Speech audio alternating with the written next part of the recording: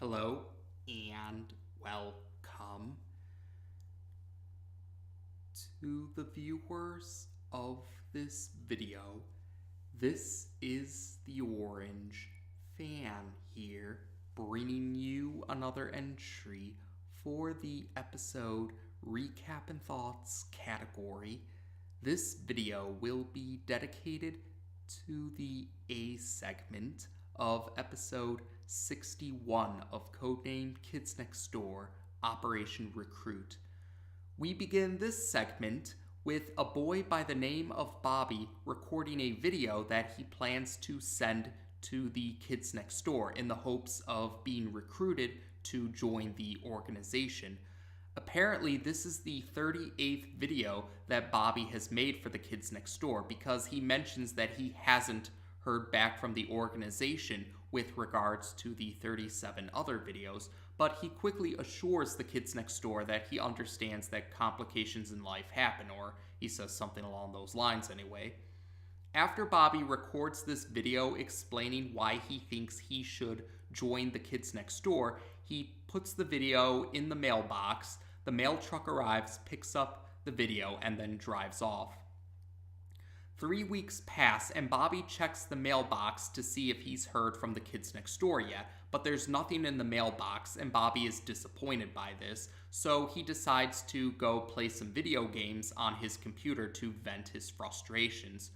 While Bobby is playing his video games, the computer screen quickly changes from the video game he's playing to a message inquiring him about if he's in. Bobby admits he doesn't know what the message is talking about, so a new message appears inquiring him about if he knows what his parents are doing right now. Bobby admits that he doesn't, so a new message appears instructing Bobby to go check and see what his parents are doing right now. So Bobby agrees to do just that. Bobby rushes back to his room and he closes the door, and at first he's panicking, but then he quickly calms down and realizes that his parents were just washing dishes, and he wonders why that would be so strange. Bobby then hears a knock on his door, and when he opens his door, he finds a letter. Bobby looks at the letter, and there's a message that tells him if he wishes to know what's so strange about his parents washing dishes, then he should meet with some kids next door operatives at a certain location. There's also a map with directions to this location, and Bobby is excited that he's finally heard back from the kids next door after all this time. So Bobby follows the map's directions to this location. It's now nighttime, and we see that Bobby has arrived at an abandoned kids next door treehouse. Once he enters the treehouse, Bobby begins to wonder if someone might be pulling a prank on him, but then he is greeted by number 2 and number 4, who explain that this abandoned treehouse is the location of where kids next door operatives test potential new recruits. Number 2 and number 4 take Bobby to a different room where the 3 other Sector V operatives are waiting. Number 3 and number 5 are each holding a lollipop. Number 3 is holding a red lollipop, while number 5 is holding a blue lollipop. And number 1 explains that Bobby can choose between these 2 lollipops. If Bobby chooses the red lollipop, then his memories of his recent meeting with the kids next door will be erased, and he can continue to live life normally. If Bobby chooses the blue lollipop, however, then he will become aware of what the kids next door know, and this will begin the test to see if he can join the organization. Bobby chooses the blue lollipop, and this causes some visions to appear while number 1 narrates. The first of these visions show Bobby's parents washing the dishes, and the vision focuses on a certain plate. Bobby recognizes this plate. He calls it his special plate or something along those lines anyway. And number 1 explains that this particular plate is actually a computer disk plate, and the dishwashers in houses are linked to a dishwasher mainframe, which looks like a giant dishwasher essentially. Apparently, these computer disk plates they gather DNA from kids. They gather the DNA because through saliva, or yes, the kids' saliva are absorbed into these computer disk plates. So that's how the computer disk plates gather DNA from kids. And they're brought to the dishwasher mainframe with the intent of creating replicas of these kids. But these replicas are altered to be considered perfect in the eyes of adults. Yes, we then see a replica, or a vision. Yes, we see a vision of a replica of Bobby, who is very obedient and willing to do whatever adults say. And number one continues to narrate that the replicas can't survive without more DNA from the kids that created the replicas in the first place. So the kids are then captured, and then the dishwasher mainframe milks the kids of their saliva so that the replicas can continue to survive. So Bobby's test to see if he can join the organization has to do with this dishwasher mainframe conspiracy. So the Sector V operatives tell Bobby that he needs to head to a certain location and acquire a computer disk plate. Bobby wonders why he can't just take his own computer disk plate from his own house, but number 4 shouts at Bobby to just follow their instructions without question, and Bobby agrees to do just that. So yes, we see the beginning of Bobby's test now. So the first step is for Bobby to head to the house of Mr. Wink and Mr. Fib. So Bobby sneaks past the villain duo, and he sneaks into their kitchen, and he finds this computer disk plate that Mr. Wink and Mr. Fib have. However, Mr. Wink and Mr. Fib become aware of Bobby's presence. They break through one of the walls to the kitchen, and their super chair is in the form of a tank. And then they start to attack Bobby when Bobby mentions, or yes, they were already planning to attack Bobby because he took their fine china, but when Bobby mentions the kids next door, Mr. Wink and Mr. Fib are especially brutal with their attacks from their tank couch, or yes, their super couch in tank form. So despite being attacked by Mr. Wink and Mr. Fib, Bobby is launched out of Mr. Wink and Mr. Fib's house after their attack, but he still has the computer disk plate. And some of the Sector V operatives are waiting for him outside of Mr. Wink and Mr. Fib's house. Bobby wonders if he's officially joined the kids next door now, but the Sector V operatives present tell him that things aren't that easy. So the next phase of the plan is for Bobby to acquire adult saliva to put onto the computer disk plate. The present Sector V operatives explain to Bobby that when a computer disk plate with adult saliva is placed within the dishwasher mainframe, this will compromise the replica creating process. It will cause enough problems that will it'll be like a wrench in the gears, so to speak. So that's why Bobby needs to acquire adult saliva. And they have a specific location in mind for Bobby, and they also give him a costume to wear for a disguise. So the next scene takes us to Bobby arriving at this new location, and he's wearing the Mr. Huggykins costume that number 4 wore in Season 2's Operation Cats.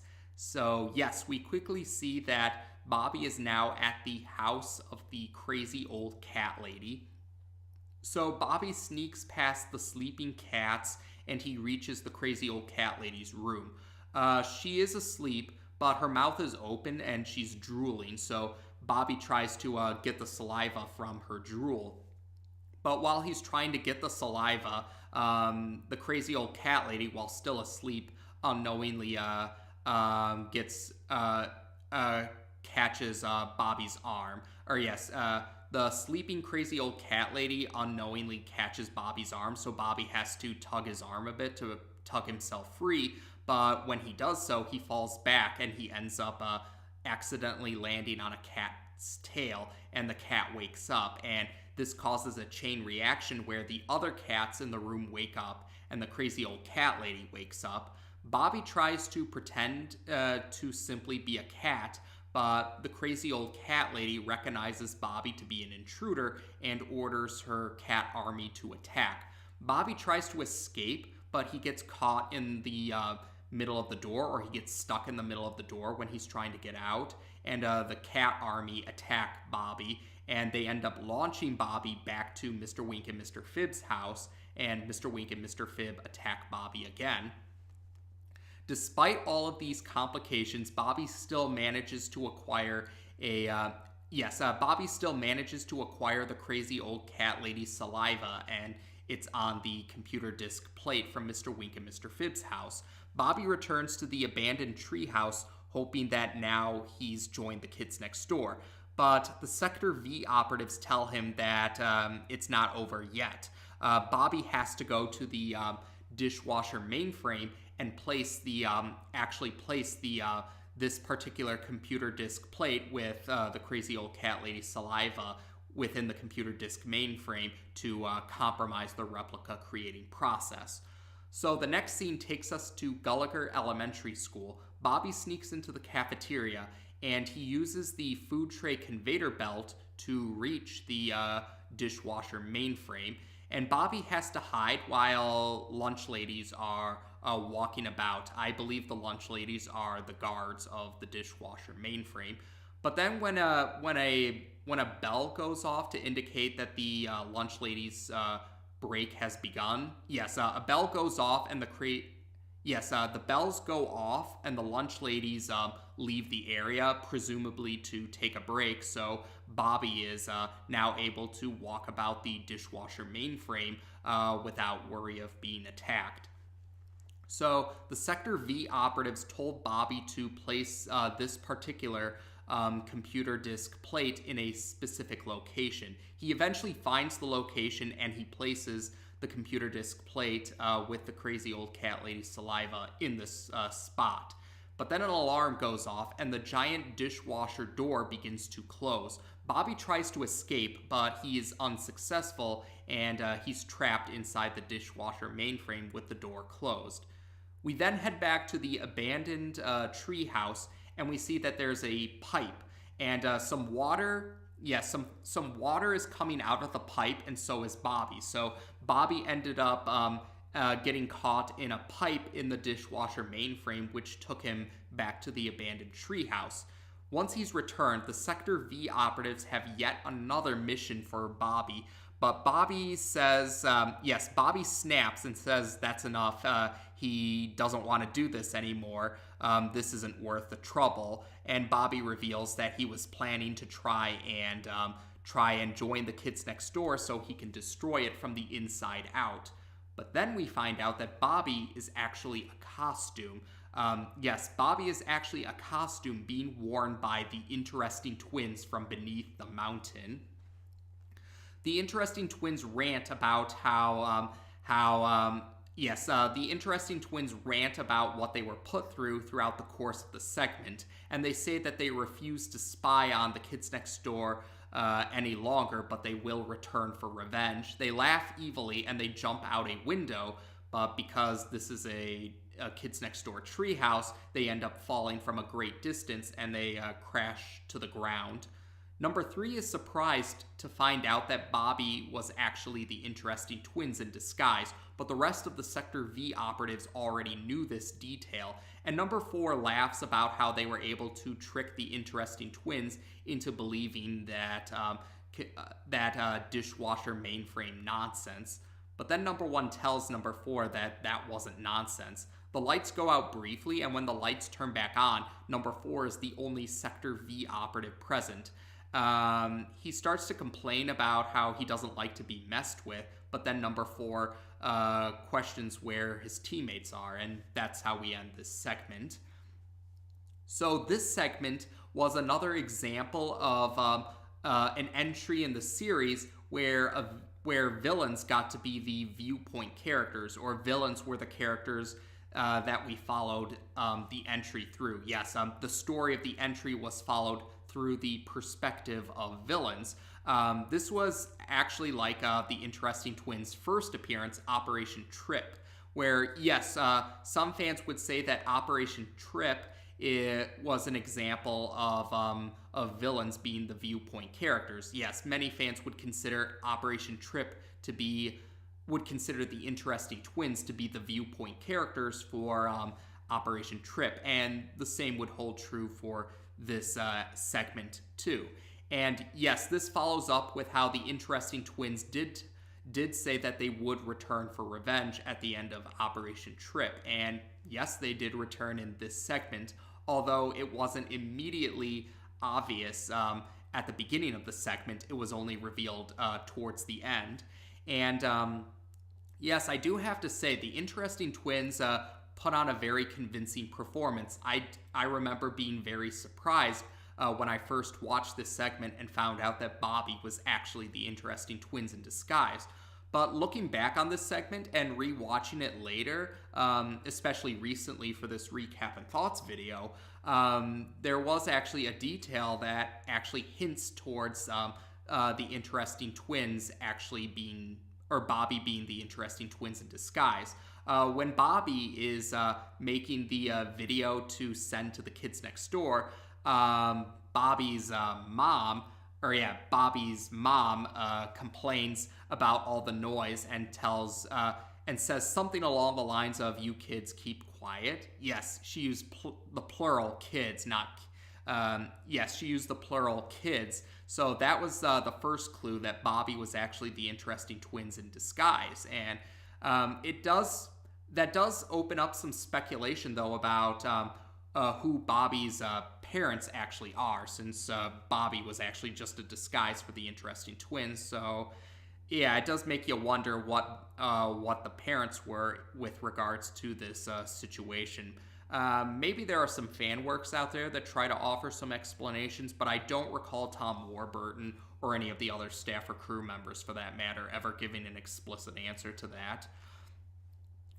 But yes, and I guess, yes, looking back on it, I guess you could also argue that the recruitment process in this segment was also a clue that about the situation, because we've seen in the past, yes, we saw that new recruits for the Kids Next Door go through cadet training, which we saw in Season 3's Operation Training. So that was quite different from the recruitment process that we saw in this segment.